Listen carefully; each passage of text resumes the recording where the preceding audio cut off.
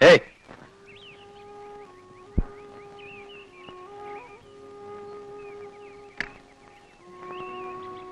എന്നോട് ഇറങ്ങിപ്പോവാൻ പറയരുത്.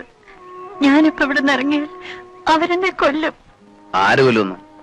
ഇന്നലെ രാത്രി മുതൽ തുടങ്ങിയാണല്ലോ. ആരാ കൊല്ലാൻ വരുന്നേ? എന്നോടൊന്നും ചോദിക്കരുത്. ഞാനൊന്നും പറയില്ല. രാത്രിയാവുമ്പോ ഞാൻ പോയിക്കോളാം.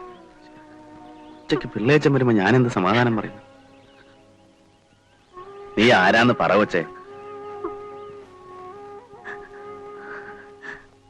ആരും അറിയില്ല സർ.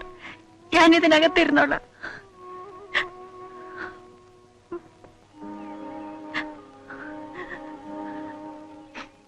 സന്ധ്യാകുമ്പോ പൊയ്ക്കോളൂല്ലോ. വിശക്കുന്നുണ്ടോ? പല്ലുതേക്കെ കുളിക്കാന്ന് വെച്ചാ ചെയ്. സൂക്ഷിച്ചിങ്ങന്നും വേണം. ഞാൻ മാനമര്യാദക്ക് ജീവിക്കുന്നവനാ.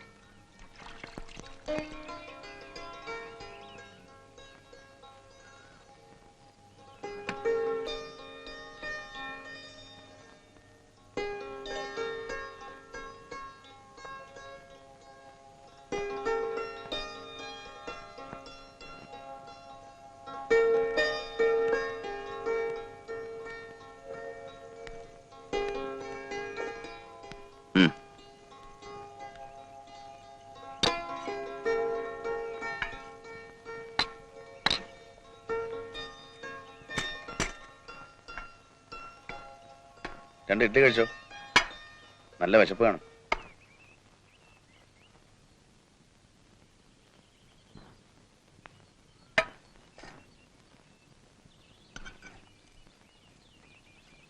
അവിടെ ഇരുന്ന് കഴിച്ചോ.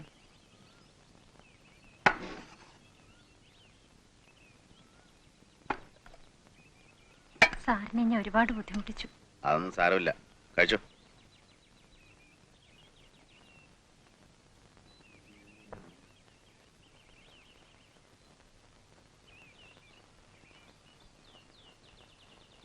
എന്താ പേര്? പറയാൻ മടിയുണ്ടോ? വനിത. ഇന്നലെ രാത്രി നിന്നെ കണ്ടിട്ട് ഒരു അലവലാതി പെണ്ണാണെന്ന് എനിക്ക് തോന്നിയത്. ഇല്ലെങ്കിൽ പാതിരാത്രി ഒറ്റക്കരം കറങ്ങൂ. പക്ഷേ ഇപ്പൊ കണ്ടിട്ട് കുടുംബത്തിൽ പറഞ്ഞോളാന്ന് തോന്നുന്നു. എന്താ നിന്റെ പ്രശ്നം? നീ എവിടെന്നാ വരുന്നത്? ദയവ് ചെയ്ത് സാറിനോടൊന്നും ചോദിക്കരുത്. ഞാനൊന്നും പറയില്ല. പിന്നെ വേണ്ട.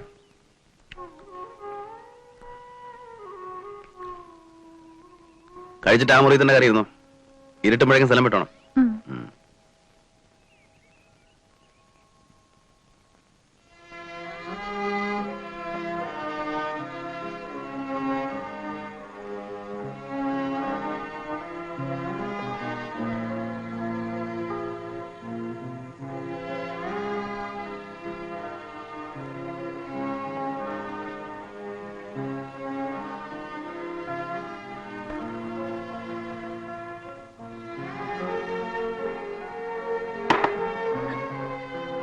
വനിതേ,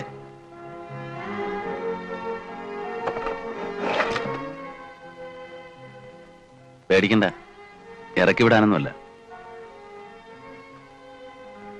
അവിടെ ഇരുന്നിട്ട് എന്റെ പണി നടക്കുന്നില്ല. നീയാ കാരണം.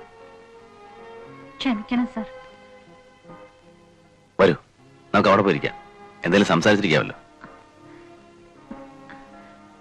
ആരെങ്കിലും വന്നാലോ? അത് സാരമില്ല, വരുമ്പോ മാറിയാ മതി. വരൂ.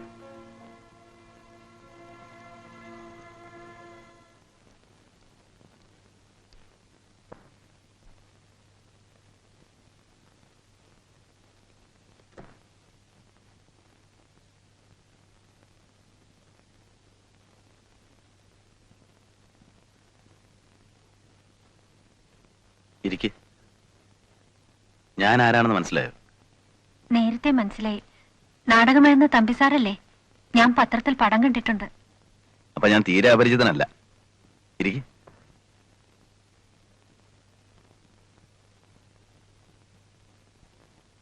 വനിതയ്ക്ക് എന്തും എന്നോട് തുറന്നു പറയാം. മറ്റുള്ളവരുടെ അനുഭവങ്ങൾ അറിയാൻ എനിക്ക് വളരെയേറെ കൗതുകമുണ്ട്. വനിതയെ സഹായിക്കാൻ പറ്റുമെങ്കിൽ അതും ചെയ്യാം.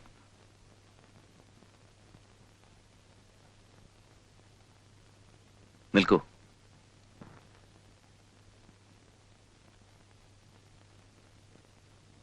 നിനക്ക് ബന്ധുക്കളാരുമില്ലേ? അച്ഛനും അമ്മയും? കല്യാണം കഴിച്ചാണോ? അല്ല. പറയൂ കുട്ടി, ഞാൻ ആരാണെന്ന് നിനക്കറിയാം. ഉപദ്രവകാരിയല്ലെന്ന് മനസ്സിലായല്ലോ. നീ ആരാണെന്ന് അറിയാൻ എനിക്ക് ആഗ്രഹമുണ്ട്. വെറും ഒരു ഹ്യൂമൻ ഇൻട്രസ്റ്റ്, ഒരു ക്യൂരിയോസിറ്റി. നിന്റെ നാടേതാ? എറണാകുളത്താ. വീട്ടിൽ ആരൊക്കെയുണ്ട്? വീട് ഇപ്പോഴെനിക്ക് വീടില്ല. അച്ഛനും അമ്മയൊക്കെ? അച്ഛൻ മരിച്ചുപോയി. അമ്മയോ? അമ്മയുണ്ട്, എവിടെയാണെന്ന് അറിയില്ല.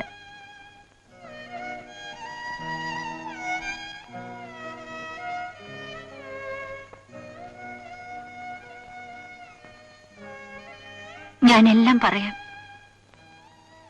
ഞാൻ എന്റെ കഥ സാറിനോട് പറയാം. സാറിനൊരു പക്ഷെ പ്രയോജനപ്പെടും. തുടക്കം മുതൽ പറയാം.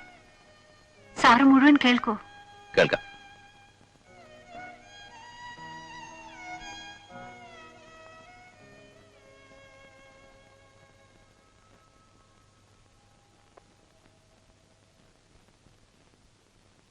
എന്റെ അച്ഛൻ പട്ടണത്തിലെ വലിയൊരു ബിസിനസ്സുകാരനായിരുന്നു.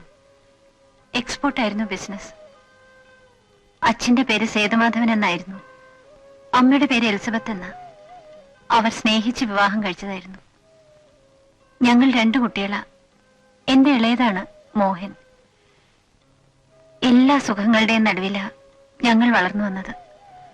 പക്ഷേ വീട്ടിലെന്തോ സമാധാനമില്ലായിരുന്നു. അച്ഛനും അമ്മയും തമ്മിൽ വഴക്കിടാത്ത ദിവസങ്ങളില്ല. ചിലപ്പോൾ അച്ഛൻ വീട് വിട്ട് ദിവസങ്ങളോളം ഹോട്ടലുകളിലും മറ്റും തങ്ങും, അമ്മയുടെ ശല്യം സഹിക്കാൻ വയ്യെന്നും പറഞ്ഞ്. അച്ഛൻ പോയാൽ അമ്മ ഇറങ്ങും. ഞങ്ങൾ കുട്ടികൾ തനിച്ചാവും. വേലക്കാരുണ്ടാവും വല്ലതും വെച്ചു തരാൻ. എനിക്ക് ഓർമ്മ വെച്ച കാലം മുതൽ ഏതാണ്ട് ഇതായിരുന്നു വീട്ടിലെ സ്ഥിതി. അറിവ് വെച്ചപ്പോൾ, ജീവിതം എന്താണെന്ന് മനസ്സിലാക്കി തുടങ്ങിയപ്പോൾ ഓരോന്നിന്റെയും അർത്ഥം പിഴകിട്ടി തുടങ്ങി. ഒരിക്കലും ഒത്തുചേരാൻ പാടില്ലാത്ത 2 വ്യക്തികളായിരുന്നു എന്റെ അച്ഛനും അമ്മയും എന്ന് ഞാൻ മനസ്സിലാക്കി. ഞാൻ കോളേജിൽ 1-ാം വർഷം ഡിഗ്രിക്ക് പഠിക്കുമ്പോൾ അച്ഛന്റെ ബിസിനസ്സിൽ നഷ്ടങ്ങൾ വന്നു തുടങ്ങി. അച്ഛന്റെ ശ്രദ്ധക്കുറവുകൊണ്ടാകാം അത് സംഭവിച്ചത്. മനസ്സമാധാനം നഷ്ടപ്പെട്ട അച്ഛൻ ശാരീരികമായും തളർന്നിരുന്നു. വീട്ടിൽ പണത്തിന്റെ കുറവ് ആദ്യമായി അനുഭവപ്പെട്ടു തുടങ്ങി. പട്ടിണിയുടെ വക്കോളം എത്തി. എന്റെ യുവത്വത്തിന്റെ സ്വപ്നങ്ങളുടെ നിറങ്ങൾ മങ്ങിത്തുടങ്ങി. ഞാൻ പുതിയ സ്വപ്നങ്ങൾ തേടി.